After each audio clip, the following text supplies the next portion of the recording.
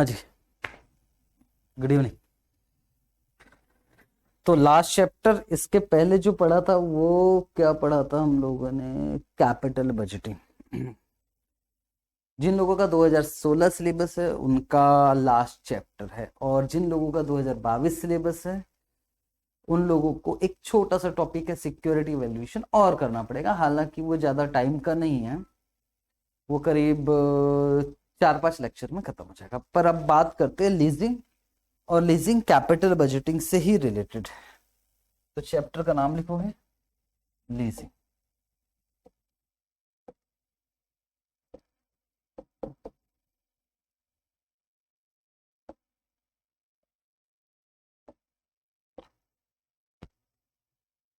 किसी जमाने में अकाउंटिंग स्टैंडर्ड 17 में आपने लीजिंग पढ़ रखा होगा, ठीक। अब समझने की कोशिश करते हैं कि लीजिंग है क्या। अब ध्यान से सुनना बेटे और जवाब देना मुझे, बिल्कुल ध्यान से सुनोगे। मेरा कोई ऑफिस है और ऑफिस में मुझे कार की जरूरत है। 4-5 साल के लिए, ज्यादा नहीं, 5 साल के लिए कार की जरूरत है।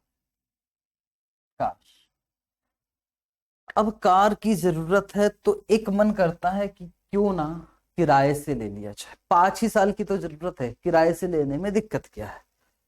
तो मैंने ट्रांसपोर्ट एजेंसी से बात की, अभी सिंपल लैंग्वेज में बता रहा हूं ताकि आपके समझ में आ जाए। और ट्रांसपोर्ट एजेंसी से बात किया कि मुझे 5 साल के लिए कार चाहिए, तो क्या आप किराए से दे सकते हैं? यस।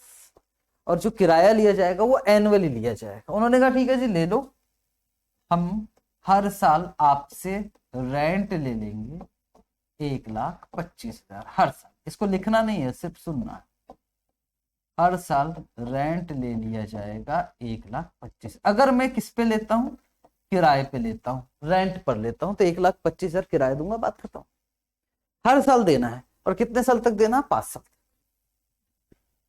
दूसरा, मुझे ऐसा लग रहा है क्योंकि हर साल यार मुझे रेंट देना 1,25,000, तो क्यों ना कार खरीद ली जाए। सेम कार, वही कार जो मैं किराए से ले रहा था, उसी कार को पता करने गया एजेंसी के पास कि भैया कार कितनी, सेम कार, नई कार। उन्होंने कहा 4 लाख रुपए की आपको कार मिल जाएगी। अगर मैं खरीदूं तो मुझे 4 लाख रुपए देना पड़ेगा,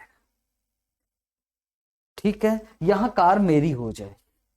पर अगर मैं खरीदूं ना, ट्रांसपोर्ट एजेंसी से किराए पे लूं, तो वो कार छोड़ देगा। 5 साल तक मैं यूज करूंगा और 5 साल बाद मैं कार वापस कर दूंगा। लेकिन हर साल मुझे क्या देना पड़ेगा? 1,25,000, 1,25,000 किसको देना पड़ेगा? ट्रांसपोर्ट एजेंसी को।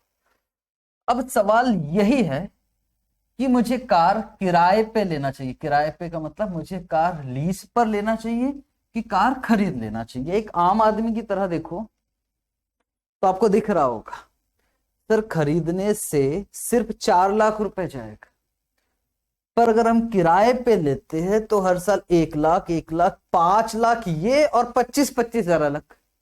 और यहां कार हमारी नहीं कहलाएगी, और यहां कार हमारी कहलाएगी। एक आम आदमी ऐसे ही सोचेगा, लेकिन आप आम आदमी नहीं हो, आप सीएमए वाले हो। आपको मालूम है time value of money important.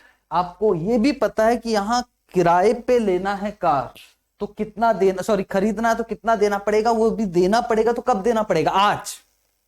और यहां कब देना पड़ेगा? यहां आज ही पूरा किराया नहीं देना है, आज कुछ देना है, 2 साल बाद देना, फिर 3 साल बाद देना, 5 साल बाद देना। यहां पैसा सीधा आज जा रहा है, ठीक है, ठीक है। और सबसे इंपॉर्टेंट, यहां जो है, यहां ये जो है ये मेरा एक्सपेंसेस, और एक्सपेंसेस पे टैक्स सेविंग्स होता है। इसको मैं प्रॉफिट एंड लॉस अकाउंट में खर्च करके दिखा दूंगा कि मेरा खर्चा है करके। लेकिन इस 4 लाख को मैं एक्सपेंसेस नहीं दिखा सकता। हालांकि इस पे जो डेप्रिसिएशन आएगा उसको एक्सपेंसेस दिखाऊंगा, धीरे धीरे बात करेंगे, ठीक। तो हमारे लीजिंग चैप्टर में हम क्या पढ़ने वाले? पहला ये पढ़ने वाले हैं कि ये ऑप्शन अच्छा है कि ये ऑप्शन, लीज वर्सेस परचेस या लीज वर्सेस बाय, ठीक। दूसरा आपके मन में आता होगा, सर किराया आप कैश में क्यों खरीद रहे हैं? सर यहां भी लोन ले लो, लोन लेने में क्या दिक्कत? आप यहां भी एक साथ पूरे पैसे मत दीजिए, डाउन पेमेंट कर दीजिए, और जो इसके बाद जो इंस्टॉलमेंट आती है वो इंस्टॉलमेंट धीरे धीरे पेड होती रहेगी। ऐसा भी कर सकते हैं, हाँ ये भी हो सकता है। ये भी एक ऑप्शन है जिसको अब मैं क्या बोलूंगा, लीज वर्सेस लोन। दो ऑप्शन, दो पॉइंट मैंने करवाया। पहले पॉइंट में क्या करने वाले हम लोग, लीज वर्सेस बाय, और दूसरे पॉइंट में क्या करने वाले, लीज वर्सेस लोन। लीज पे ले कि लोन पे ले, ठीक। अब और समझो, मैं आपसे किराए पर ले रहा हूं तो मेरा नाम क्या है, मुझे बोला जाता है लेसी। जो कार किराए पे लेता है उसको बोलते हैं लेसी। और जो ट्रांसपोर्ट एजेंसी है ना, जो किराए पर देता है, लैंड पर देता है, रेंट पर देता है, उसको बोलते हैं लेसर। लेसर मतलब ट्रांसपोर्ट एजेंसी जो किराए पर मुझे देती है। नाम, ये नाम याद रखना पड़ेगा। और मैं कौन हूं जो किराए पे ले रहा हूं, मुझे बोलते हैं लेसी, ठीक। तो पहला क्या बताया, क्या पढ़ना है, किराए पे ले कि खरीद ही ले कैश में। दूसरा, किराए पे ले मतलब लीज पर ले कि लोन पर ले ले। अब तीसरा सुनो, जो ट्रांसपोर्ट एजेंसी है, ट्रांसपोर्ट एजेंसी भाई उन लोगों का काम क्या है, सर उन लोगों का काम है कि किराए पे देते हैं और बदले में उनको लीज रेंट मिलता है। अब सुनो, मैं बिजनेस करना चाहता हूं, बिजनेस मालूम है कौन सा करना चाहता हूं, ट्रांसपोर्ट एजेंसी का। तो मुझे क्या करना है, मुझे देखना मुझे फायदा भी है कि नहीं, और फायदा के लिए मुझे क्या करना पड़ेगा, मुझे कार खरीदना पड़ेगा, खरीदना।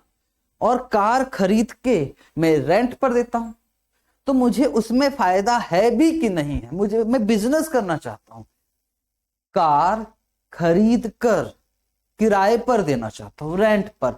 तो मुझे रेंट मिलेगा, वो मेरा कैश इनफ्लो है, और जो मैं खरीदूंगा वो मेरा कैश आउटफ्लो है। तो मुझे एनपीवी निकालना पड़ेगा कि ट्रांसपोर्ट एजेंसी को ये बिजनेस करना भी चाहिए कि नहीं करना चाहिए। तीसरी चीज, अब लास्ट चौथी चीज में यार, मैंने कार खरीद लिया, ठीक है सर। अब मैं, कोई आया मुझे उसको रेंट पे देना है, ठीक है। तो कितना रेंट पे दूं, कितना लीज रेंट लूं, आखिर क्या चार्ज करूं सामने वाले से, ये पता तो, मिनिमम क्या चार्ज करूं, उससे ऊपर तो मेरा फायदा है। ये कैसे पता लगाओ, सर जो मार्केट में चल रहा है उतना ही। नहीं बेटे नहीं, हमें इस एंगल से नहीं सोचना है। हमने कार खरीदा और हम उसको किराए पे देने वाले 5 साल के लिए। सोचो इसको मैं 5 साल, मेरे 5 साल बाद तो मेरी कार खत्म हो जाएगी। आज खरीदा 4 लाख में, रेंट पर देने वाला हूं, तो सामने वाले पर्सन से पैसे मांगना पड़ेगा ना, वो पूछेगा कि हर साल का कितना। तो वो कैलकुलेशन मुझे करना पड़ेगा, मुझे बताना पड़ेगा कि लीज रेंट सामने वाले से कितना वसूल करूं। एटलीस्ट जितना मेरा पैसा गया है ना कार खरीदने में, कम से कम उतना तो वसूल हो जाए। इसको बोलते हैं कैलकुलेशन ऑफ लीज रेंट या break even lease rent. Break even मतलब no profit no loss, break even lease rent. तो टोटल मिलाकर 4 टॉपिक पढ़ना है, एक बार लिख लेते फिर धीरे धीरे बस। और लीजिंग बहुत छोटा चैप्टर और बहुत सिंपल चैप्टर है, तो लिख ले क्या क्या पढ़ना है। फर्स्ट जो हमको पढ़ना है,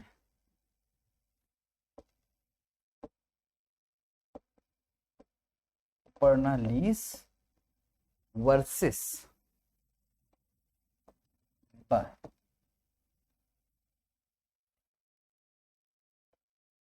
second, lease versus loan. Third, NPV from the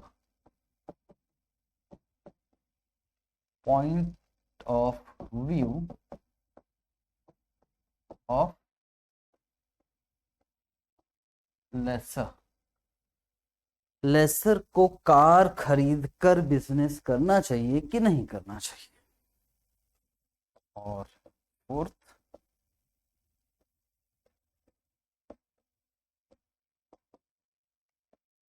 break even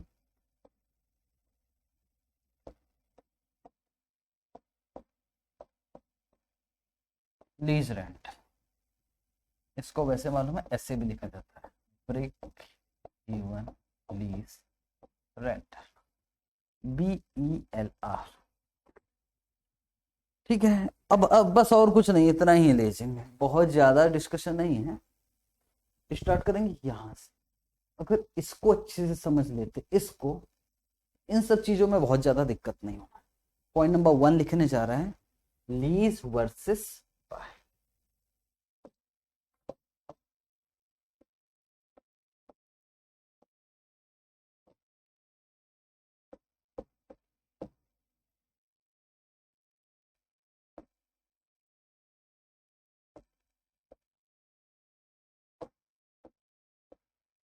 lease versus buy, तो थोड़ा बहुत लिख ले थियोरी, थोड़ा थोड़ा लिखोगे तो ज्यादा अच्छा लगेगा। लिखोगे whenever,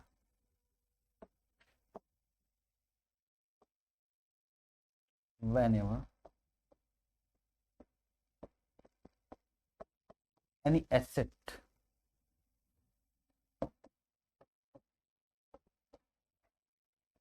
is to be acquired, then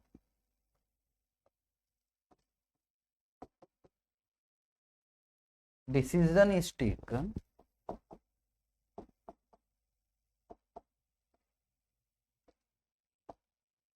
whether such asset should be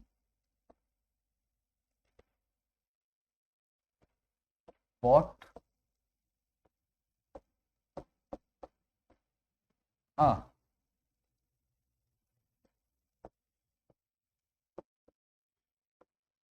should be taken on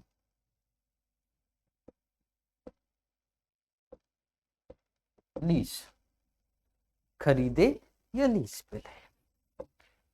आगे लिखोगे such decision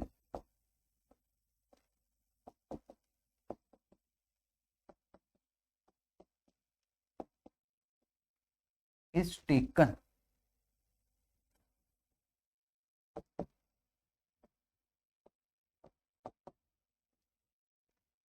on the basis of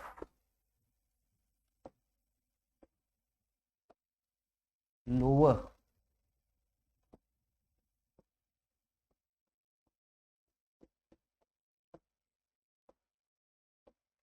present value of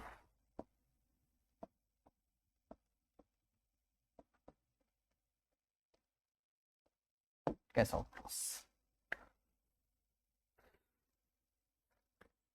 ठीक है, अब सुनो, मैं बात लास्ट वाला क्या बोल रहा हूं, बस उसको समझने की कोशिश कर। मेरा ये कहना है कि यार हम लीज पर ले रहे थे या तो खरीद रहे थे, खरीद रहे थे तो इधर पैसा कितना जा रहा था, पैसा कितना जा रहा था इसको बोलते हैं कैश आउटफ्लो, और यहां भी पैसा कितना जा रहा था इसको भी बोलते हैं कैश आउटफ्लो। तो कैश आउटफ्लो कम होना चाहिए कि ज्यादा? कम। जिस ऑप्शन में ऑप्शन नंबर 1 खरीदो, ऑप्शन नंबर 1 किराए पे लो, जिस ऑप्शन में पैसा कम जाएगा टोटल मिलाकर वो ऑप्शन अच्छा। बस यहां मुझे कैश आउटफ्लो नहीं देखना पड़ेगा, इन सबका क्या देखना पड़ेगा, प्रेजेंट वैल्यू, दैट्स इट। ठीक है, ठीक है सर। अब बहुत कुछ चीजें समझानी है, मैं एक फॉर्मेट बनाऊंगा, वही फॉर्मेट आपका यूज होने वाला है। सुनोगे, चाहे आप ये कर रहे हो, चाहे आप ये कर रहे हो, चाहे आप ये कर रहे हो, चाहे आप कोई भी टॉपिक क्यों ना करो, पूरे लीजिंग में एक ही फॉर्मेट बनेगा। ये अच्छी बात है, चाहे कोई भी वैरायटी का क्वेश्चन क्यों ना रहे, हम एक ही फॉर्मेट में काम करेंगे। तो वो फॉर्मेट बनाऊंगा, फॉर्मेट के साथ आपको समझाते हुए काम करूंगा। ठीक है, तो चलो फॉर्मेट बनाते हैं। सबसे पहले लीज वर्सेस बाय कर, इसके एक फॉर्मेट बनाते हैं कि क्वेश्चन को उस फॉर्मेट के अंदर आपको लिखना है। तो लिखोगे format,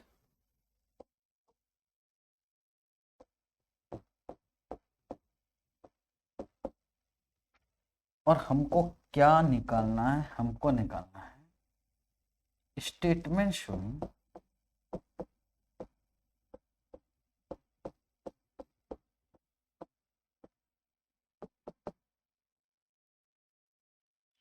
present value of cash outflow, PVCO.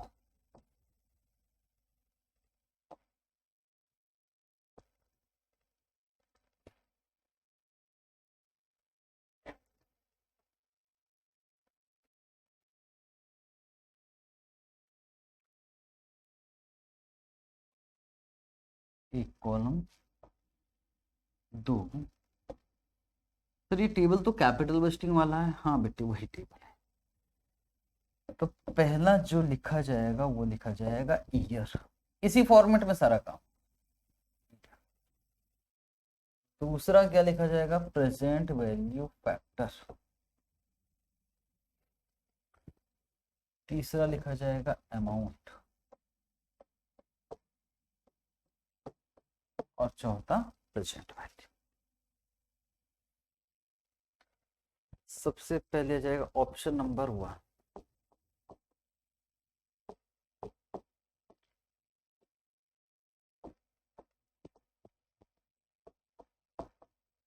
Lease option. Option number 1 lease option.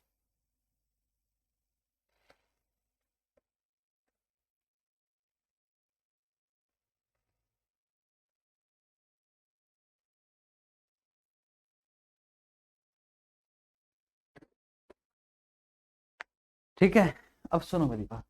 अगर हम बस आराम से सोचो पैसा कहां कहां जाएगा। अगर हम किसी ट्रांसपोर्ट एजेंसी से कार किराए पर लेते हैं तो हमें क्या देना पड़ेगा? Sir lease rent. सर वो तो मंथली जाएगा ना। नहीं मंथली जाएगा, पर मंथली की वजह से क्वेश्चन बहुत ज्यादा कॉम्प्लिकेटेड हो सकता है। ज्यादा तो मंथली है, पर हम मान के चलेंगे ईयरली पे होता है। तो जो पैसा जाएगा ना वहां लिखते जाते। तो सर सबसे पहले हमारा कैश आउटफ्लो क्या होगा, किस नाम से होगा? नाम से होगा, हमको देना पड़ेगा लीज रेंट। कितने साल तक जाएगा? 1 to 5। मान लो 5 साल है तो 1 to 5 लिख दिया। मान लो 6 साल हो सकता है, 10 साल हो सकता है, कोई। प्रेजेंट वैल्यू फैक्टर जो भी होगा, यहाँ आ जाएगा अमाउंट और यहाँ जाएगा प्रेजेंट। ठीक, लीज रेंट जाएगा 1 to 5 और यहाँ अमाउंट आ जाएगा। बस अब एक चीज समझनी है, वो समझने की कोशिश करना आराम से मैं क्या कहना चाह रहा हूं। यहां तो कोई समस्या है कि नहीं सर किराया देना, बात खत्म। लेकिन अब काम की चीज है, उस किराया देने से होगा क्या? सुनो, मान लो, अब सुनोगे बेटे ध्यान से। मान लो यार अभी मेरी कंपनी 5 लाख रुपए कमाती है। मैंने कोई किराए से नहीं लिया, कोई कार किराए से नहीं लिया, उससे पहले की बात कर रहा हूं। सर 5 लाख रुपए किराया, 5 लाख रुपए हम क्या कमा रहे हैं? प्रॉफिट कमा रहे हैं। ठीक है, और उस प्रॉफिट पे हमको 30% टैक्स देना पड़ता है। प्रॉफिट पे तो टैक्स देना पड़ेगा। तो 5 लाख का 30%, तो टोटल सर हमको 1,50,000 टैक्स देना पड़ रहा था। एग्री? 5 लाख का 30%, 1.5 लाख रुपए टैक्स देना पड़ रहा। लेकिन हम अगर कार किराए पर ले देते हैं, जैसी कार मैंने किराए पे ले लिया, तो अब इनकम टैक्स वाला कहेगा आपका 5 लाख का प्रॉफिट है। मैं कहूंगा 5 लाख का प्रॉफिट है, लेकिन मेरा खर्चा भी तो बढ़ गया। मेरा 5 लाख का प्रॉफिट है ही नहीं है, 5 लाख में से किराया भी तो देना पड़ रहा है। और हर साल क्योंकि मैंने कार किराए पे लिया है तो 1,25,000 रुपए तो किराया लग जाएगा। तो इनकम टैक्स ऑफिसर से कहूंगा साहब अब एक्चुअल में मेरा प्रॉफिट तो 3,75,000। यहां कार किराए पे नहीं लिया था, उससे पहले की बात है, और यहां किराए पे लिया उसके बाद की बात। 3,75,000 का प्रॉफिट है, और अब मुझे इसी पर ही 30% देना पड़ेगा। तो 3,75,000 का टैक्स लगेगा 30%, तो 1,12,500। बात समझ में आ रही है आपको? अगर मैं खर्च नहीं कर रहा हूं तो मेरा टैक्स देना है 1,50,000, पर मैं खर्च करता हूं, किराए पे लेता हूं कार, तो किराया मेरा एक्सपेंसेस है, और इस एक्सपेंसेस अगर मैं दिखाता हूं तो प्रॉफिट कम दिखेगा, और प्रॉफिट कम दिखेगा तो टैक्स भी तो कम लगेगा। तो काश मैं किराए पर अगर कार लेता हूं तो मेरा टैक्स भी तो बच रहा है। और सोचो कितना बच रहा है। जो पहले मुझे देना पड़ रहा था 1,50,000, अब देना पड़ेगा 1,12,500। 500, तो मेरा टैक्स बच जाएगा 37,500। ये भी तो इंपॉर्टेंट है, सिंपल सी बात है sir. Tax savings on expenses बोल रहे हैं, जी हाँ। तो सर ये 5 लाख कहां से आया? मन से लिखा था, आप कुछ भी लिखते तो भी चलता। आपको कैसे करना है? आपको ऐसे करना है, इन सब की जरूरत नहीं है। बोलो कितना दे रहे हो आप? सर हम 1,25,000 रेंट दे रहे हैं, इसी का 1,25,000 का ही 30% निकालो। 1,25,000 का 30%, सर 37,500। मैंने डायरेक्ट नहीं, इन सब की जरूरत नहीं है। अब समझो मैं क्या कहना चाहता हूं। एक आम आदमी पूछेगा कि सर किराए पे ले रहे हो तो कितना किराया दे रहा? 1,25,000। पर आपका दिल क्या बोल रहा है? एक्चुअल में आपका कितना जा रहा? एक्चुअल में कोई सीए बोलेगा ना तो मैं ये बताऊंगा कि देखो भाई 1,25,000 तो मेरे जेब से जा रहा है ट्रांसपोर्ट एजेंसी को, लेकिन मेरा पैसा भी तो बच रहा है। कितना? 37,500। तो मैं बताऊं मेरा नेट कितना खर्चा आ रहा है? सर नेट खर्चा आ रहा है 1,25,000 मुझे देना पड़ रहा है, पर 37,500 पैसा बच रहा है। किस चीज का पैसा? टैक्स का। तो नेट मेरा 87,500 का ही खर्चा आ रहा है किराए से लेने से। ठीक है, तो क्या कहना चाहते हो? फॉर्मेट कहां गया हमारा? इस फॉर्मेट में ये आ गया 1,25,000 लीज रेंट का, पर पैसा बच भी तो रहा है, उसको लिखना पड़ेगा। किस नाम से लिखोगे? Tax savings on lease rent. ये हर साल बचेगा क्योंकि हर साल मेरा खर्च बढ़ गया, और नो डाउट ये माइनस हो जाएगा। Yes sir, tax savings minus. Sir कहने का मतलब है यहां जाएगा, देखा जाए तो यहां जाएगा 1,25,000, बिल्कुल सही, और यह जाएगा 37,500, बिल्कुल सही। ये कहां से लिख रहा हूं मैं? यहां से लिख रहा हूं 1,25,000 36, तो नेट मेरा कितना जा रहा है? 87,500। तो मुझे अल्टीमेटली टोटल में 87,500 लिखना पड़ेगा। बस वही वाला फॉर्मेट है, बाकी और कुछ नहीं। ठीक, ठीक है सर। बाकी और डिटेल में बताऊंगा, क्वेश्चन करवाते हैं। टोटल मार्क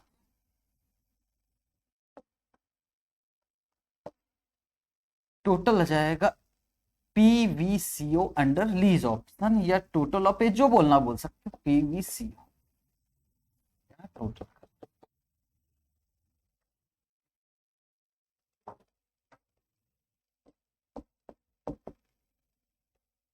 ऑप्शन नंबर 2, या तो किराए पे लो, दूसरा क्या है सर? खरीदते हैं ना यार, कहाँ किराए विराए, कार अपनी हो तो अच्छा लगता है, बिल्कुल चलो खरीद लेते। अब जब 5 साल के लिए किराए पे ले ही रहे हो, उससे अच्छा खरीद ही लेते। ठीक है, तो यहाँ कौन सा ऑप्शन लिखेंगे? By option.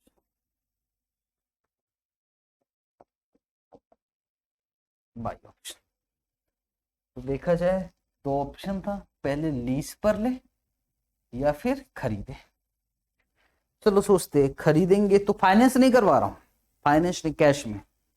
तो सर जो भी कार की कीमत है वो देना पड़ेगा। यस, तो क्या लिख दूं? परचेस कॉस्ट लिख दूं क्या? Yes, purchase cost.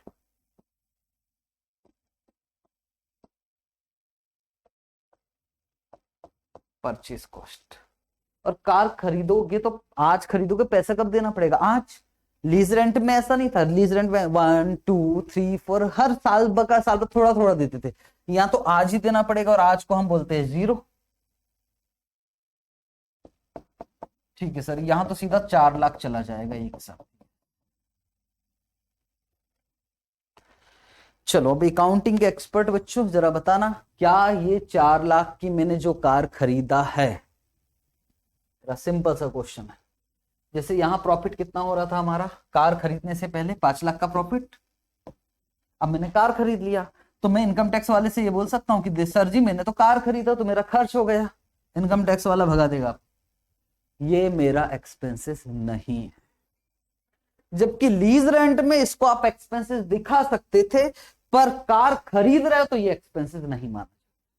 हाँ, इस पे डेप्रिसिएशन, और डेप्रिसिएशन आज नहीं लगेगा, डेप्रिसिएशन फ्यूचर में 5 साल में लगेगा, और उस डेप्रिसिएशन पे टैक्स सेविंग्स होगी। This is most important. तो खरीदने का एक लॉस आप सीधा एक्सपेंसेस नहीं दिखा सकते, पर धीरे धीरे डेप्रिसिएशन दिखाओगे, उस डेप्रिसिएशन पे क्या होगा? Tax savings. तो यहां लिखोगे tax savings on depreciation, tax savings on depreciation 1 to 5, 5 साल तक लगाएंगे।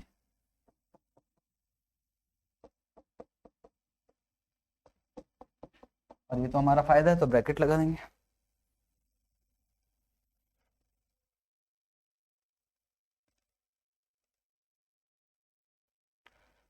और 5 साल तक ही हमको कार चलाना है, ठीक है, 5 साल तक ही हमको कार चलाना है। तो अब सुनोगे ध्यान, अब मेरा और क्या फायदा हो सकता है जरा सोचते। अगर मैं कार ट्रांसपोर्ट एजेंसी से किराए पे लेता हूं, कितने साल तक? 5 साल तक। 5 साल बाद मैं कार बेच सकता हूं क्या? अगर मैं किराए पे लेता, सर कैसे बेचोगे? वो आपकी थोड़ी ना, ट्रांसपोर्ट एजेंसी आएगी और वो कार ले चलेगी उसकी वापस, बिल्कुल। लेकिन मैं खरीदता हूं, रेंट पे लेने की अपेक्षा खरीदता हूं, तो क्या मैं 5 साल, मुझे 5 साल के बाद जरूरत ही नहीं है कार की, तो क्या मैं बेच सकता हूं? यस। तो यहाँ एक फायदा है सर, कार खरीद रहे हो, नो डाउट पैसा आज जा रहा है, लेकिन 5 साल बाद बिकेगी ना कार, वो तो आपकी है, आपकी आप जब, लेकिन यहाँ कार बेच ही नहीं सकते। तो हाँ, तो 5 साल बाद मैं कार को बेच दूंगा, उसको क्या बोलते हैं? Salvage value. हमारे एफएम की लैंग्वेज में उसको बोलते हैं टर्मिनल वैल्यू। तो लिख लो, वो भी तो पैसा मिलेगा हमको, लिखोगे टर्मिनल।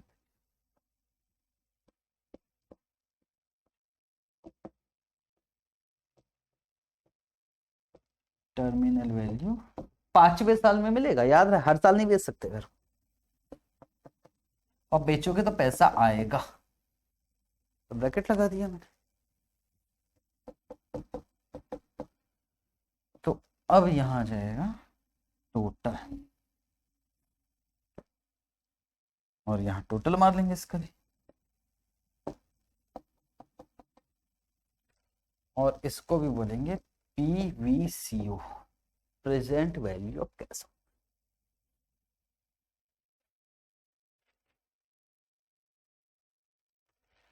अब हमको ये देखना है, जब ये कर लोगे कैलकुलेशन, उसके बाद हम लोगों को ये देखना है कि इस ऑप्शन में पैसा कम लग रहा है कि इस ऑप्शन में पैसा, जिस ऑप्शन में पैसा कम लग रहा है उसको एक्सेप्ट कर लेंगे, खत्म हो गया। और इस क्वेश्चन पे हमको 10 नंबर मिल जाएगा। थोड़ा सा लिख लेते, lower present value of cash outflow should be accepted, lower PVCO should be accepted।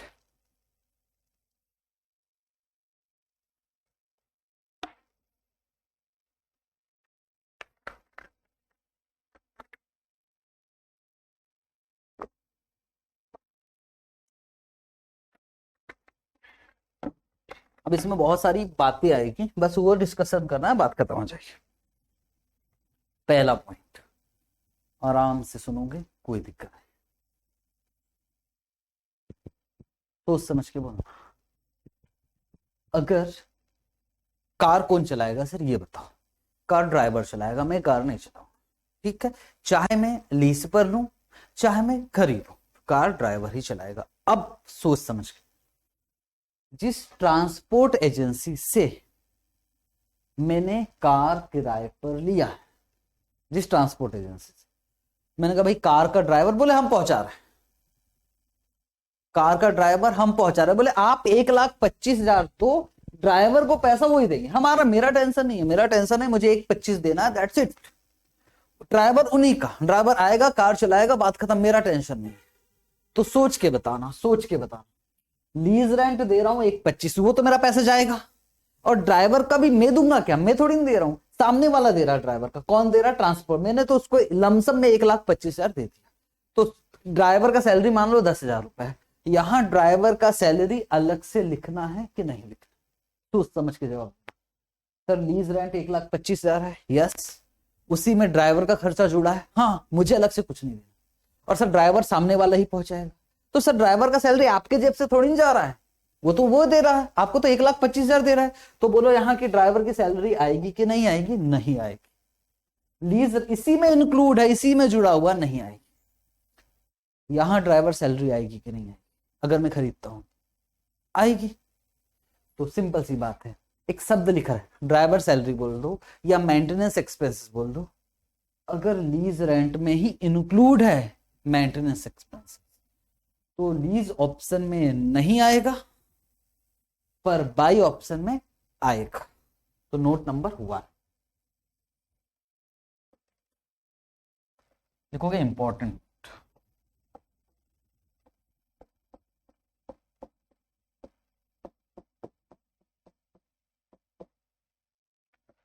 Note number 1,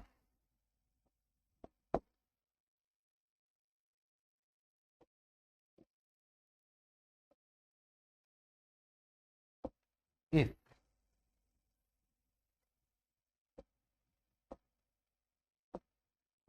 lease rent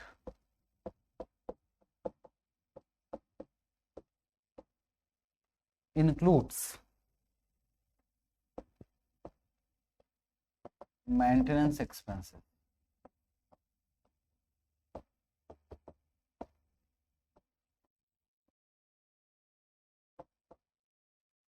then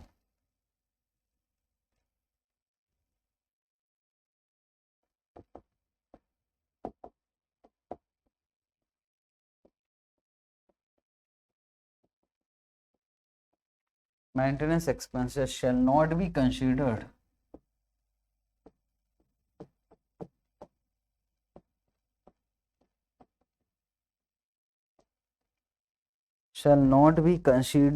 in lease option.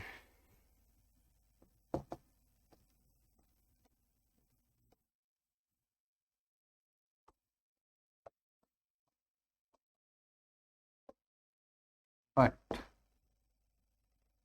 it should be considered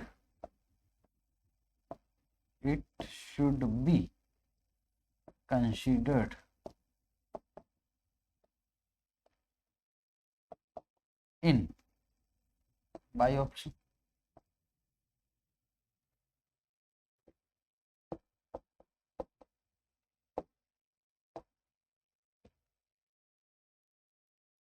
ठीक है जी, ठीक है। नोट नंबर 2, सुनो फिर से ड्राइवर पे बात कर।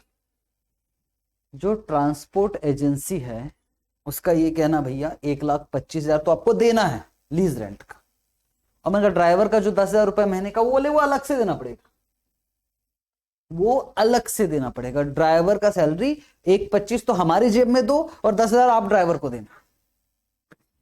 अब सोच के बोलना, 10,000 ड्राइवर की सैलरी, क्या मुझे यहां अलग से लिखना पड़ेगा कि नहीं? Yes.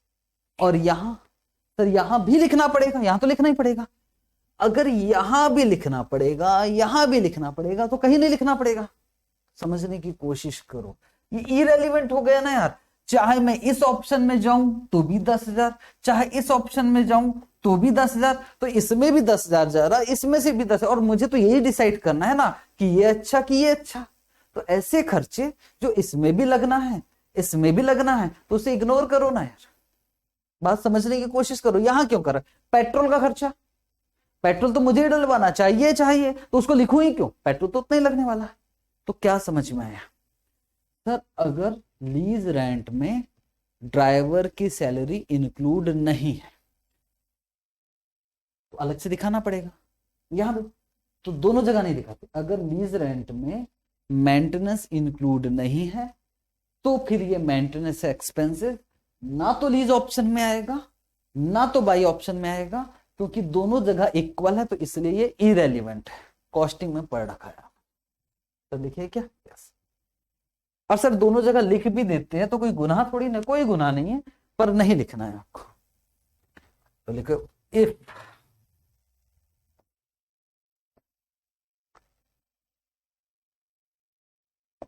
Maintenance expenses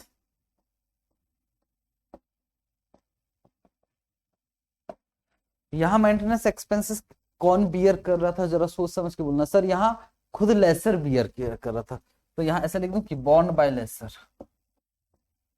born by lessor. यहां मेंटेनेंस एक्सपेंसेस लेसर खुद दे रहा था पॉइंट नंबर 1 में, याद है?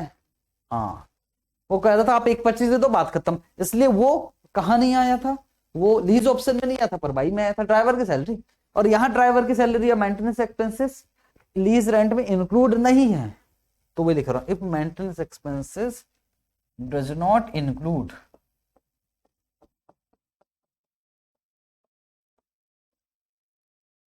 इन lease rent,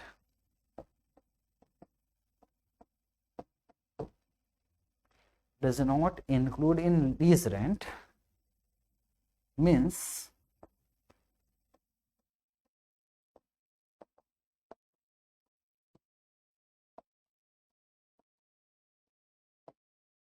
maintenance expenses are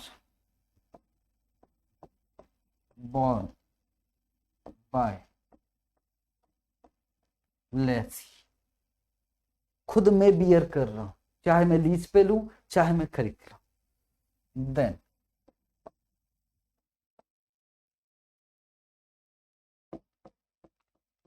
it should not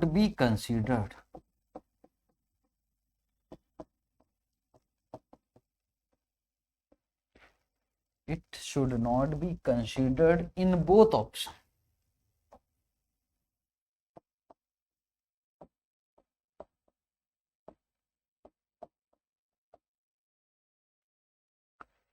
in both option, whether lease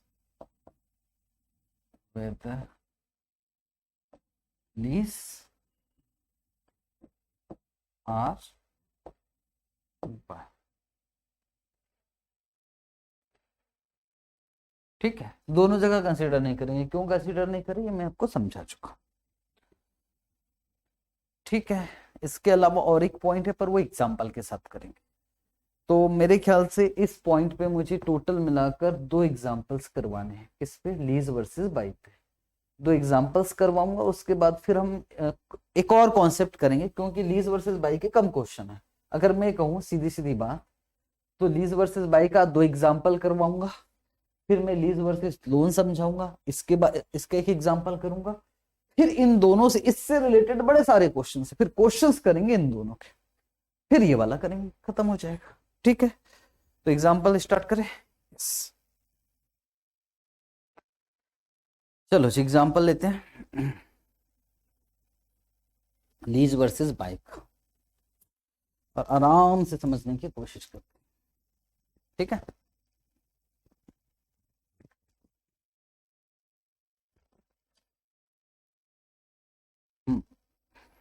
मेरे साथ साथ लिखना, टोटल मिलाकर कितना एग्जाम्पल करेंगे हम लोग? टोटल मिलाकर 2 एग्जाम्पल करेंगे। लिखोगे एग्जाम्पल नंबर,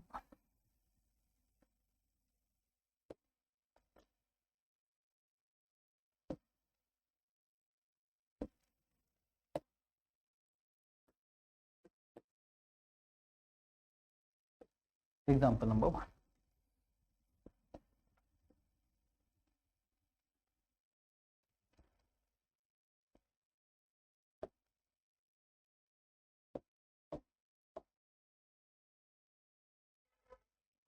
कॉस्ट ऑफ, अब कार लिखा नहीं आता, मशीन लिखा आता है, इतना तो आप समझदार हो। तो कॉस्ट ऑफ मशीन रुपीज, एक सेकंड, फ्रैक्शन नहीं है मुझे, 4,50,000। अगर हम कार खरीदते हैं तो 4.5 लाख रुपए की कार आएगी, अगर हम कैश में खरीदते। लाइफ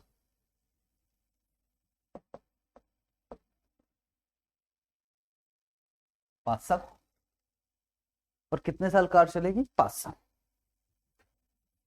और 5 साल बाद अगर हम उसको बेचेंगे सेल्वेस, तो हम मालूम है 5 साल बाद इतनी कार चला लेंगे भाई कि सिर्फ 50,000 रुपए की बिकेगी। ये हमारा अनुमान है कि 5 साल तक कार चलाएंगे, उसके बाद उसको 50,000 में बेच देंगे। ठीक है सर। और डेप्रिसिएशन का मेथड, क्योंकि कार हमारी है तो डेप्रिसिएशन भी लगा सकते हैं। और डेप्रिसिएशन का मेथड है SLM, स्ट्रेट लाइन मेथड। तो मैं कार खरीदने का सोच रहा, 4.5 लाख की कार है मेरे ऑफिस के लिए, ठीक। फिर कोई आया बोलता है यार आप कार खरीद क्यों रहे हो, आप लीज पे क्यों नहीं दे रहे, लीज किराए पे। हमने कहा ठीक, कितने साल के लिए लीज, लीज पीरियड। बोले आप 5 साल के लिए किराए पे ले लो खरीदने की अपेक्षा। ठीक है, ये भी ठीक। लीज रेंट कितना देना, lease rent rupees 1,25,000 per annum, 1,25,000 रुपए पर एनम, ठीक है। टैक्स का रेट कितना सर, टैक्स का रेट है 30%।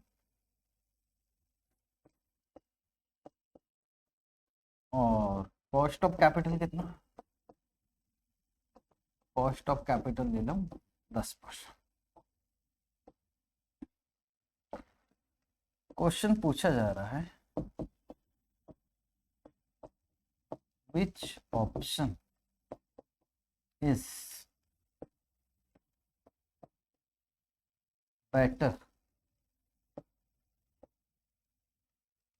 लीज वर्सेस बाय, लीज और बाय, कौन सा ऑप्शन अच्छा है। हमें क्या निकालना, हमें ये निकालना है कि पैसा किसमें कितना जा रहा है। अगर हम खरीदते तो 4.5 लाख एक साथ जाएगा, और लीज पे लेते हैं तो हर साल 5 साल तक 1,25,000 जाएगा। फॉर्मेट कैसे बनेगा, फॉर्मेट वही बनेगा, टेबल वही बनेगी, वो टेबल आपको हमेशा याद रहेगी, कोई दिक्कत की बात नहीं। तो निकालते हैं, सॉल्यूशन कर रहे हैं, लिखोगे statement showing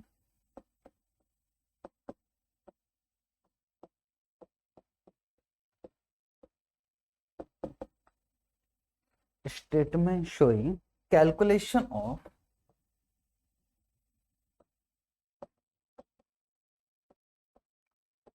present value of cash outflows।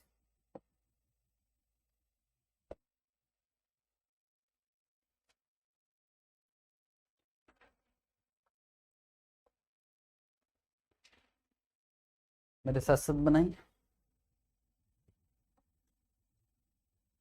Present value amount आ जाएगा, present value factor,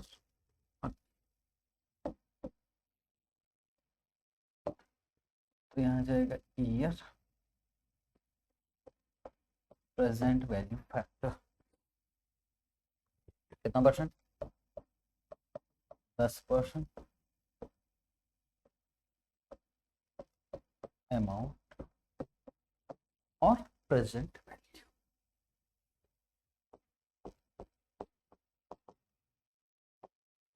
option number 1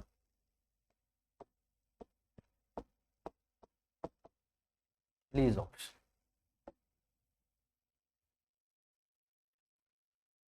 ठीक है, तो अगर हम कार किराए पर लेते हैं तो हर साल हमें देना पड़ेगा 1,25,000। अभी सुनोगे सुनोगे सुनोगे सुनोगे सुनोगे, अभी लिखना मत, बस सुनना मेरी बात को।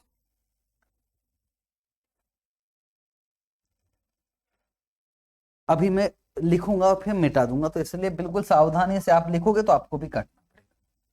मैं ऐसे लिख सकता हूं, लीज रेंट लिखा, कितने साल तक देना, 1 से 5 फैक्टर्स कितने पर, 10% के हिसाब से 1/1.10, 1 2 3 4 5 GT 3.79, कितना देना पड़ रहा है, 1,25,000, 1,25,000 इंटू 3.791, तो ये आ गया 473,875। बस अब ध्यान से सुनना मेरी बात को, मैं क्या कहना चाहता हूं। ये तो हो गया भाई लीज रेंट, पर टैक्स सेविंग्स भी होता है, और मैंने फॉर्मेट में देखो मैंने ऐसा लिखा है, tax savings on lease rent 1 से 5, और ये कैसा आएगा सर, 1,25,000 का 30%। ध्यान से देखो 30% टैक्स का रेट दिया है ना, तो 1,25,000 का 30%, तो 1,25,000 का 30% कितना होता है, 1,25,000 का 30%। सर उस हिसाब से 37,500 मेरा टैक्स सेविंग्स होगा। फैक्टर तो वही है 3.791 इंटू 3.791, तो उस हिसाब से सर मेरा टैक्स सेविंग्स हो रहा 142162।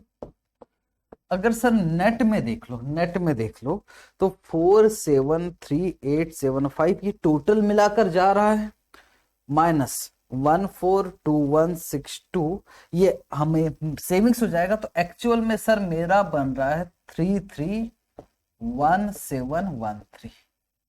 ठीक है, अब मैं ये कहता हूं कि यार इतना टाइम पास करे क्यों, हमारे पास और एक तरीका है, हम क्यों ना इसको पहले ही माइनस करते, हम ये कह कि lease rent net of tax, net of tax savings, it means इसको मैं ऐसे कर सकता था 1,25,000 1 माइनस 0.3, मतलब मैं बोल रहा हूं कि 1,25,000 जा रहा है पर 30% टैक्स सेविंग्स हो रहा है, तो 1,25,000 इंटू 0.7 सीधा सीधा लिख सकता था मैं 87,500, और कितना 125 3.791 इंटू 3.791, तो आंसर आ गया 331713।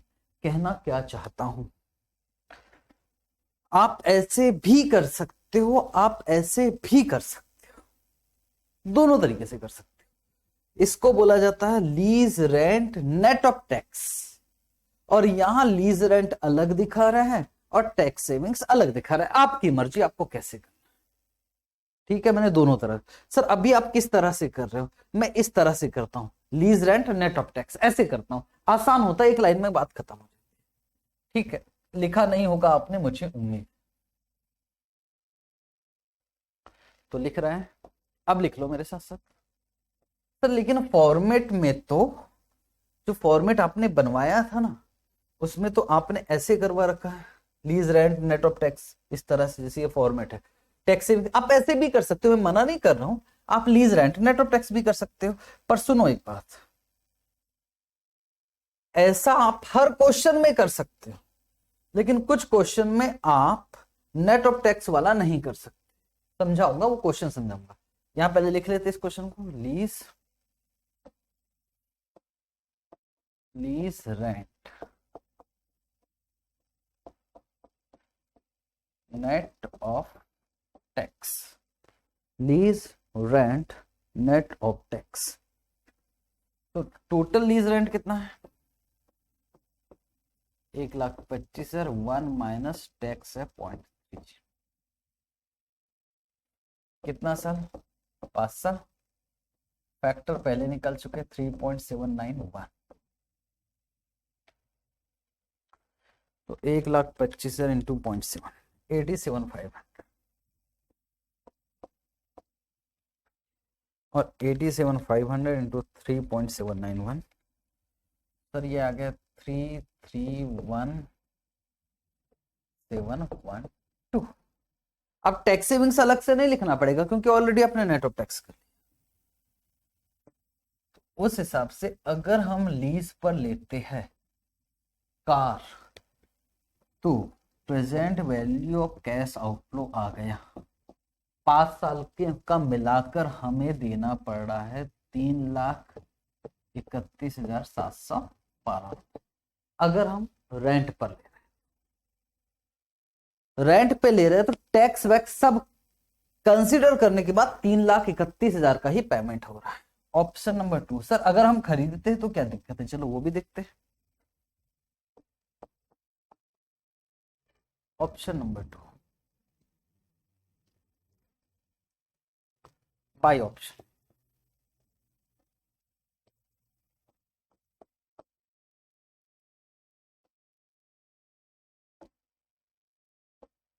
अगर हम खरीदते हैं खरीदते तो कैश में खरीद रहे हैं तो क्या लाएगा, परचेज प्राइस।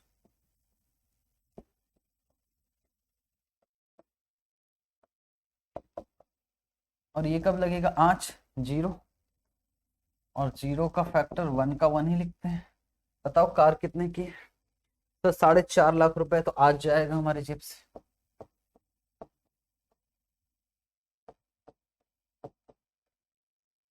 4.5 लाख तो गए। पर डेप्रिसिएशन लगा सकते हैं, डेप्रिसिएशन खर्चा नहीं है पर उस पर टैक्स सेविंग्स तो होगा, तो tax savings on depreciation.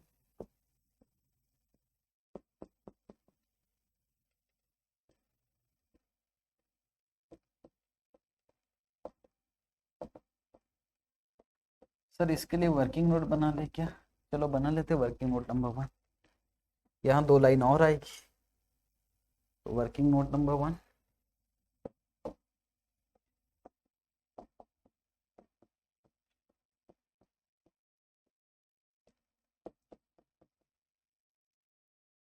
Tax savings on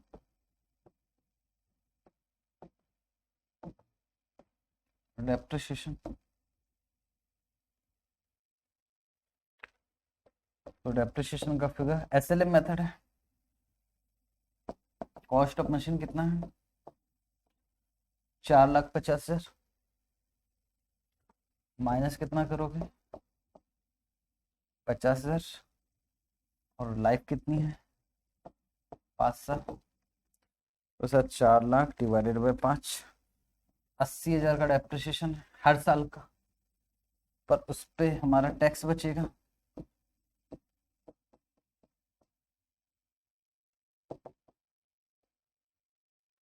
अस्सी हजार का 30%,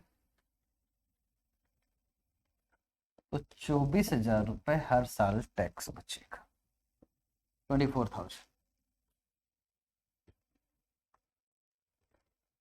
तो कितने साल तक टैक्स बचेगा सर, 5 साल तक। 125 3.791 बचेगा, तो ये मेरा इनफ्लो जैसा हो गया, 24,000 ब्रैकेट में लगा देंगे,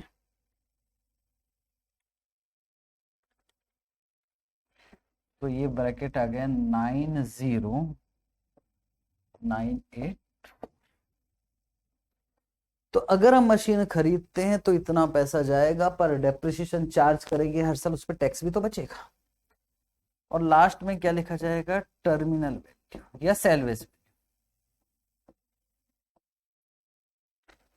5वें साल में हम मशीन बेच भी तो देंगे, कितने में बेच देंगे, 50,000 में। हमारा यही तो अनुमान था कि 50,000 रुपए हम बेच देंगे। 5वें साल का फैक्टर 1/1.10, 4 5 0.621, 50,000 इंटू 0.621, तो सर बेचने से मिलेगा 31050। बस टोटल मान लेते हैं,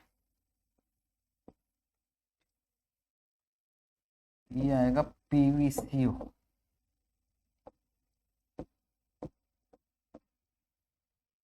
$4,50,000 माइनस 90,984 माइनस 31050।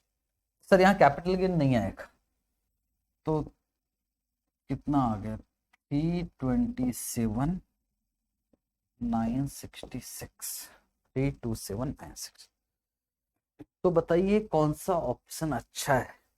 लीज पे लेने पर 3,31,000 रुपया लग रहा है टोटल, और खरीदने पे 3,27,000 लग रहा है टोटल। तो सर ये अच्छा खरीदना, हाँ जी खरीदना अच्छा है। थोड़ा सा ही अंतर है 2-3 हजार का, पर यहाँ खरीदना अच्छा है। तो लिख ले क्या, यस। कौन सा option, buy option is better.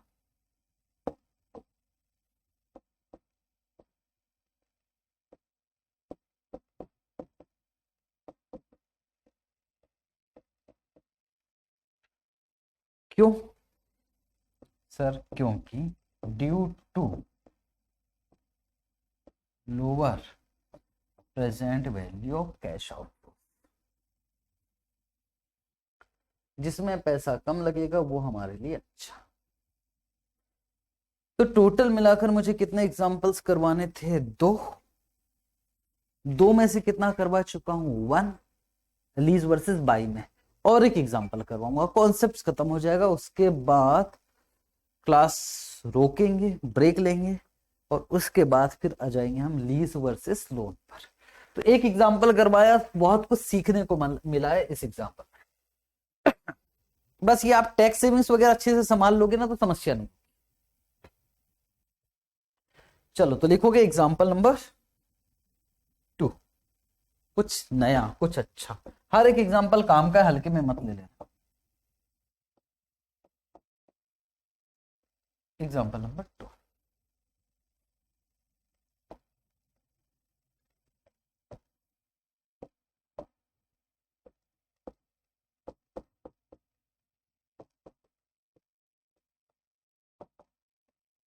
Cost of machine.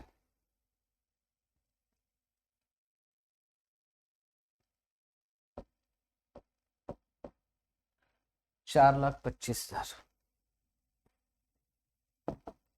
Life 4 साल। पिछले एग्जांपल में लाइफ क्या लिखा था मैंने? 4 साल की 5 साल लिखा? 5 साल, ठीक है। मुझे ऐसा लगा कि गड़बड़ ना हो जाए।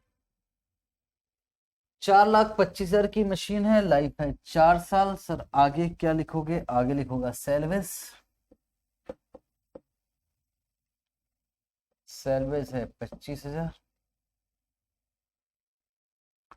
इसके अलावा डेप्रिसिएशन का मेथड, इस बार एसएलएम मेथड नहीं, इस बार कुछ नया, 20% पर एनम WDV मेथड। यार यही तो दिक्कत है। बोलो हर साल का डेप्रिसिएशन एक जैसा आएगा कि अलग अलग आएगा? अलग अलग आएगा, हर साल का अलग अलग आएगा। निकाल लेंगे सर, उसका दिक्कत नहीं।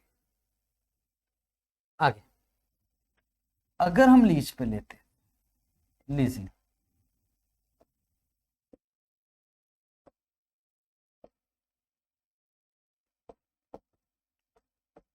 Lease rent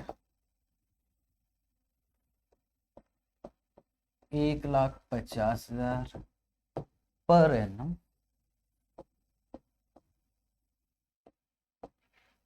payable at the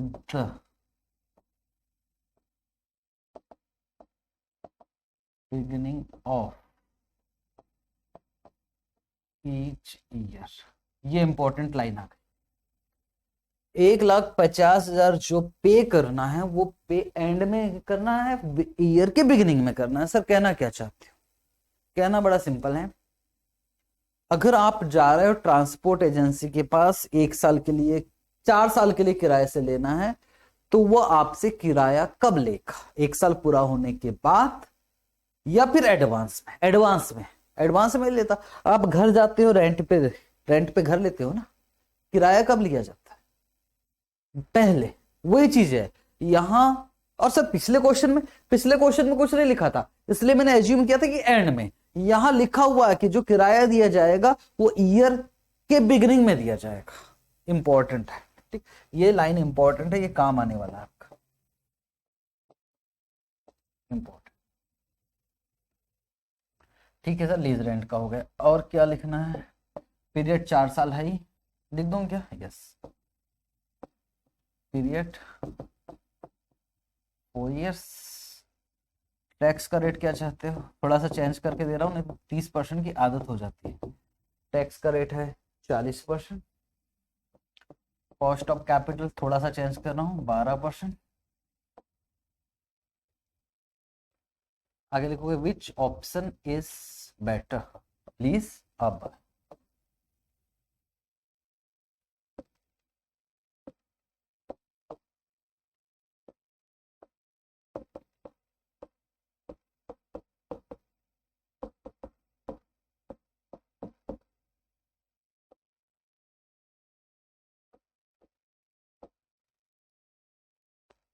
ये सब चलो जी, खत्म करें क्लास। इस एग्जाम्पल को सॉल्व करते हैं, क्लास खत्म हो जाएगी।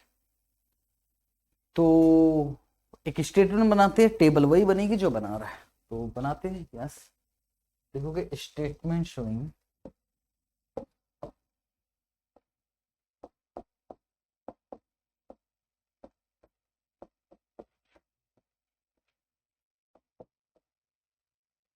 Statement showing calculation of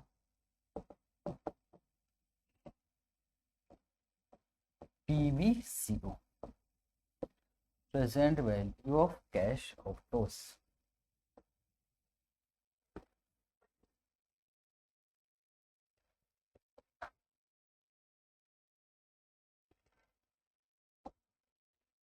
table वही बनेगी, मैं बार बार वही चीज।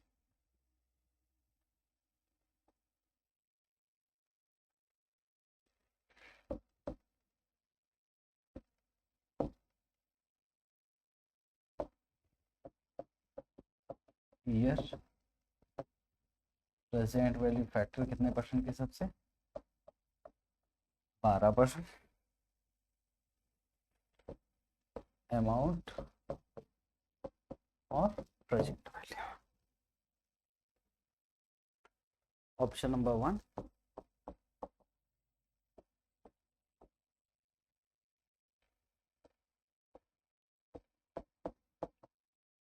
लीज ऑप्शन, और लीज ऑप्शन के अंतर्गत, लीज ऑप्शन के अंदर क्या आएगा? Lease rent. अब यहां मैं नेट ऑफ टैक्स नहीं करूं, तो क्यों समझा रहा हूं, बस यही तो नई चीज थी, यहां मुझे अलग अलग ही दिखाना पड़ेगा। अब सुनो, ये लिखना नहीं, बस सुनना है मेरी बात को।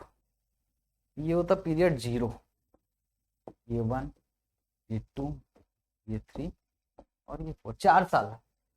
जनरली क्या हो रहा था पिछले क्वेश्चन में, सर यहां का जो लीज रेंट है इस साल का ईयर एंड में, इस साल का सेकंड ईयर में, इस साल का थर्ड ईयर में, इस साल का फोर्थ ईयर में। लेकिन इस क्वेश्चन में लीज रेंट टोटल मिलाकर कितना है? सर टोटल मिलाकर लीज रेंट है 1,50,000, लेकिन वो 1,50,000 जो पे हो रहा है ना, वो समझने की कोशिश करो। वो 1,50,000 यहां से पे नहीं हो रहा, इस मंथ का, इस ईयर का यहां पे हो रहा है 1,50,000, और 1,50,000 यहां पे कर दिया, यहां का एडवांस में, और यहां कितना? 1,50,000 यहां पेमेंट हो रहा है, यहां और यहां 1,50,000 यहां पेमेंट। पिछले अगर मैं कहूं यहां का फैक्टर 12% के हिसाब से फैक्टर बताओगे? 1/1.12, 1/1.12, तो सर यहां आ गया 0.892, 3 ले लो, 0.797, 0.712, 0.636। हर साल का लीज रेंट एक जैसा होता है, एक जैसा होता है, तो आप क्या करते हो, अगर यहां पे होता, यहां पे होता, यहां पे होता, यहां इन दोनों, इन सबको ऐड कर देते। लेकिन इस बार ऐसा नहीं है, और फिर नेट ऑफ टैक्स भी, क्योंकि टैक्स अब मैं समझा रहा हूं बिल्कुल। इस बार पेमेंट यहां से स्टार्ट हो रहा है, यहां पे हो रहा है, यहां, और सर यहां 0 पीरियड में 1 फैक्टर का 1 ही होता है, यस। तो पेमेंट कहां कहां हो रहा है जरा बताओ? क्या बिगिनिंग में हो रहा है? यस। तो पेमेंट यहां हो रहा है, यहां हो रहा है, यहां हो रहा है, यहां हो रहा है। तो उस हिसाब से अब इसको क्यूमुलेटिव करते हैं। तो क्यूमुलेटिव कैसे करोगे? इन सबको जोड़ दिया जाएगा। बात समझने की कोशिश करो। लीज रेंट क्या है?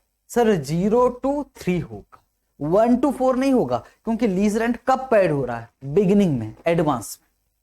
तो अगर मैं कहूं कि मुझे यहां क्या लिखना चाहिए, यहां लिखना चाहिए 0 to 3, 0 1 2 3। और फैक्टर कैसे करोगे? This plus this plus this plus this नहीं होगा, प्लस दिस होगा।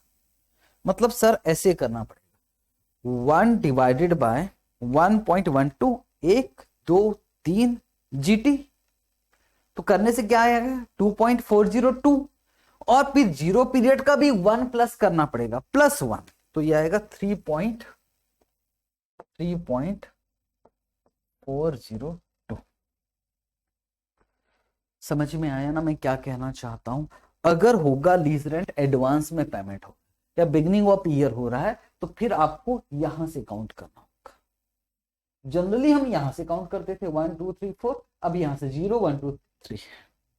कितना लीज रेंट दे रहे हैं हम? 1,50,000। मल्टीप्लाई कर लेते, 1,50,000 इंटू 3.402। तो सर ये आ गया 510,300।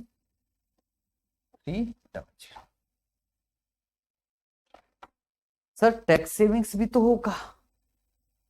टैक्स सेविंग्स कहां होगा?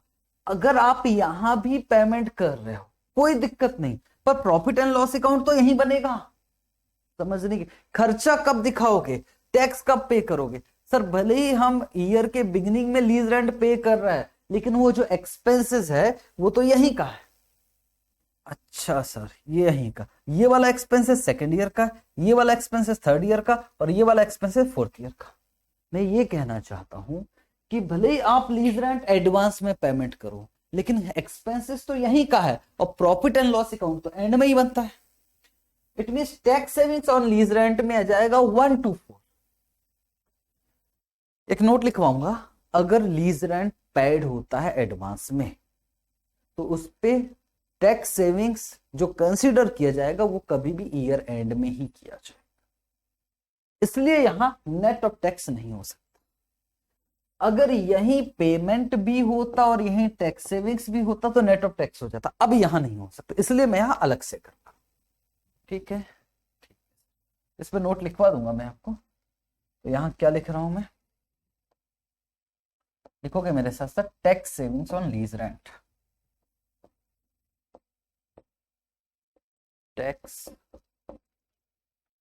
सेविंग्स ऑन लीज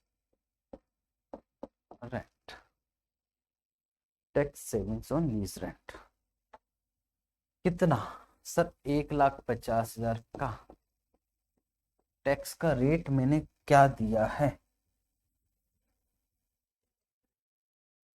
टैक्स का रेट दिया है मैंने 40%। 1,50,000 का 40%। 1,50,000 का 40% ये आ गया 60,000। ब्रैकेट दिखाना पड़ेगा। सर 1 - टी करेंगे कि 1 - टी नहीं करेंगे? 1 - टी तो तब करता जब नेट ऑफ टैक्स होता, या तो यहाँ, लेकिन यहां क्या लिखेंगे 124। तो 1/1.12 1 2 3 4 जीटी। तो यहाँ फैक्टर आ गया 3.037 3.037 इंटू 60,000। तो सर ये आ गया 18,222 ब्रैकेट। अब आया समझ में? यस सर, इस पे एक नोट लिखवाओगे कि? पक्का लिखवाऊंगा, क्लास खत्म होगी, क्वेश्चन एग्जाम्पल खत्म करते फिर लिखवाऊंगा। तो ये आया पीवीसी 510 300 -182220। तो ये कॉस्ट पड़ रहा है 3,28,000 3280। ठीक है, एक नोट लिखना बाकी रहा है। ऑप्शन नंबर 2 पे आ जाते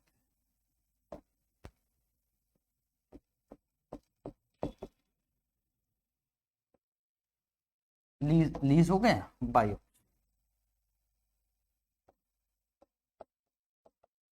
कैश में परचेस कर रहे हैं।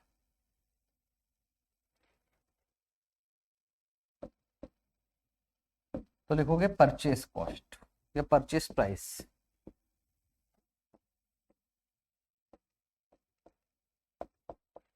कब खरीद रहे हो? आज 1 कितने रुपए का खरीद रहे हो? सर कॉस्ट ऑफ मशीन है 4,25,000।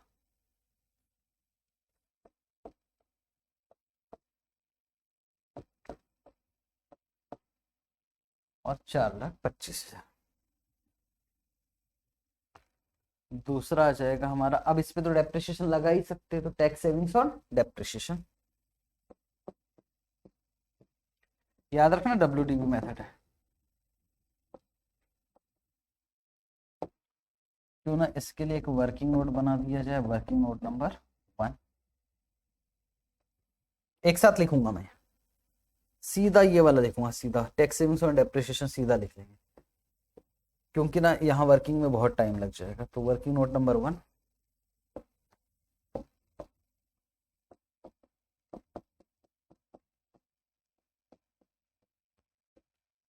टैक्स सेविंग्स या टैक्स सील्ड बोला जाता है, टैक्स सेविंग्स ऑन डेप्रिसिएशन। इसके लिए डेप्रिसिएशन निकालना आना चाहिए तभी होगा। तो कैसे लिखेंगे यहाँ, ईयर 1 2 3 4, डेप्रिसिएशन मशीन कितने की है सर? मशीन है 4,25,000।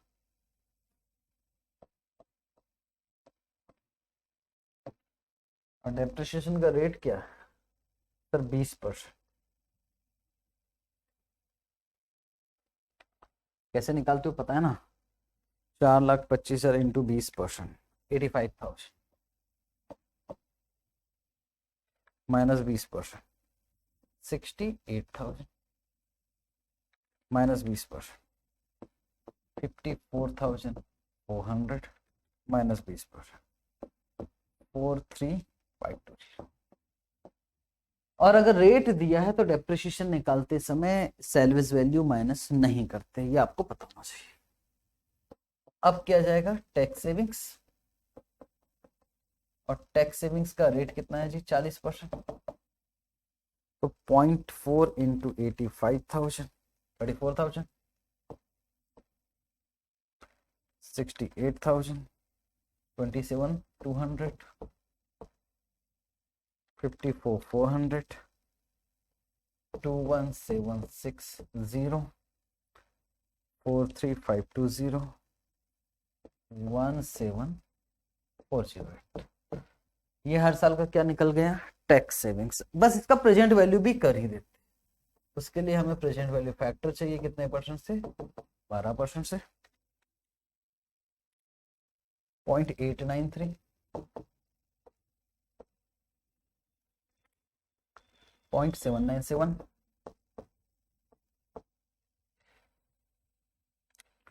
0.712,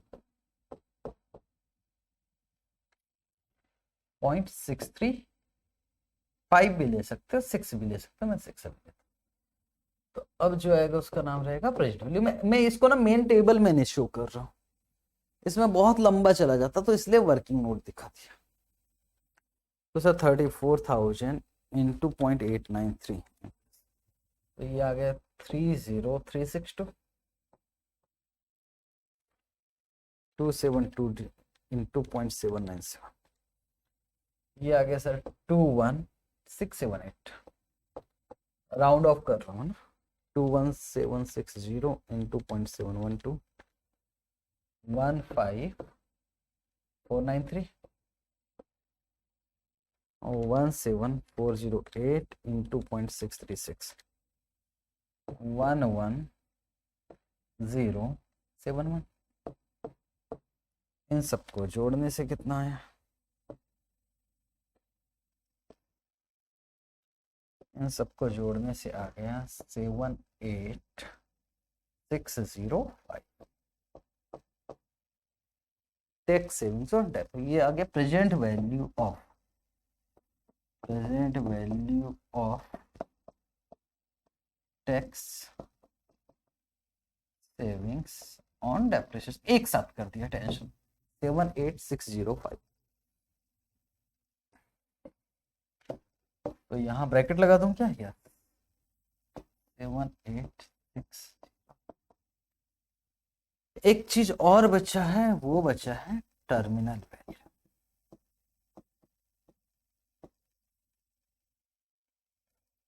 ठीक, सुनो मेरी बात को। अधिकतर क्वेश्चन में आपके सीएमए इंस्टीट्यूट की बात कर रहा हूं, इन्होंने जो सेलबेस लिया सीधा उठाकर उसी को टर्मिनल वैल्यू बोल दिया। मतलब कैपिटल गेन वगैरह की कोई बात नहीं हो रही है अधिकतर क्वेश्चंस। बाद में क्वेश्चन लेकर नहीं आ सकते आप कि सर इसमें कंसीडर किया, इसमें नहीं किया है।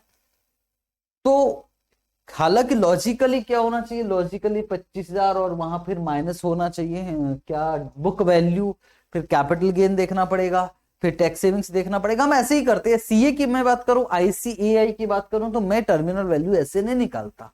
मैं निकालता सेल्वेज माइनस बुक वैल्यू, जो आता कैपिटल गेन, उस पर टैक्स, और फिर जैसे कर रहे थे कैपिटल वेस्टिंग में वैसे ही करते।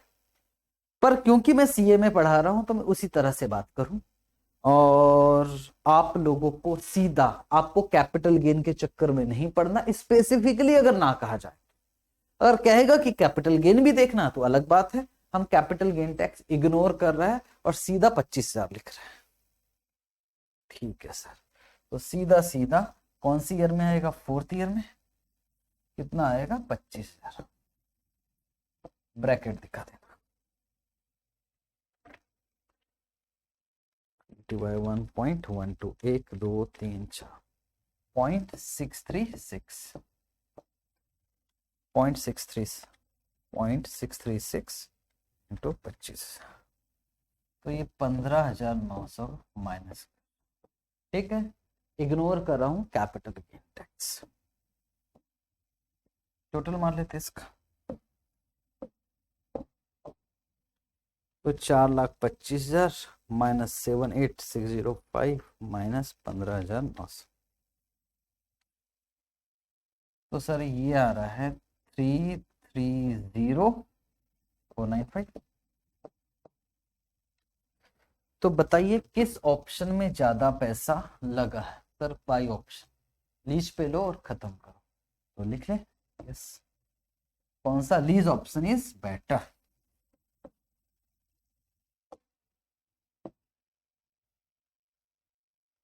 Lease option is better due to lower present value of cash outflows।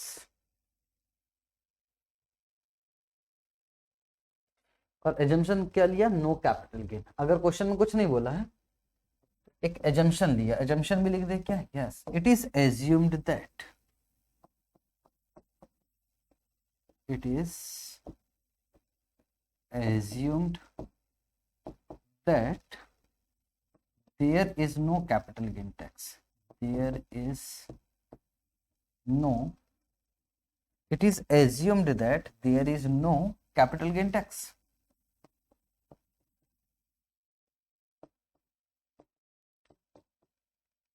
No capital gain tax. और एक नोट लिखना था। क्या नोट था? कि अगर lease rent beginning of the year पे हो रहा है तो उस पे टैक्स सेविंग्स ईयर एंड में कंसीडर करेंगे। तो नोट तो लिख देते हैं।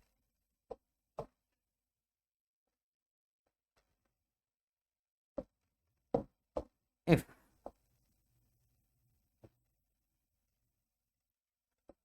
Lease rent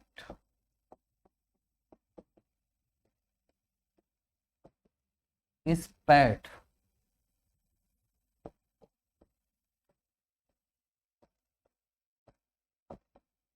in advance, that is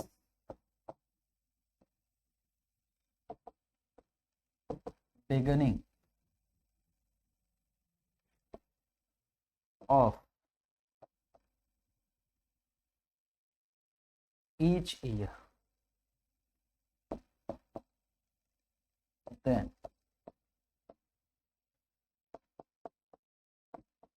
tax savings on lease rent shall be considered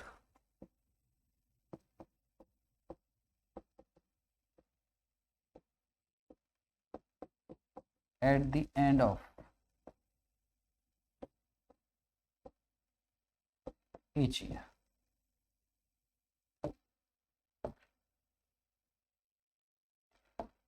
ठीक है, ये आपको याद रखना।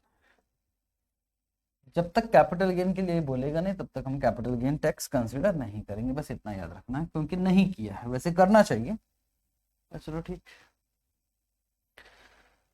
तो ये खत्म हुआ हमारा लीज वर्सेस बाई के एग्जांपल्स। क्वेश्चंस नहीं है, क्वेश्चंस क्या मैटर, पर बिना इसके काम आ गया तो। और दूसरी बात है, मैं जो पढ़ाने वाला हूं ना अगला टॉपिक लीज वर्सेस लोन, वो इसके बिना वैसे भी कंप्लीट नहीं हो सकता, समझ में नहीं आता।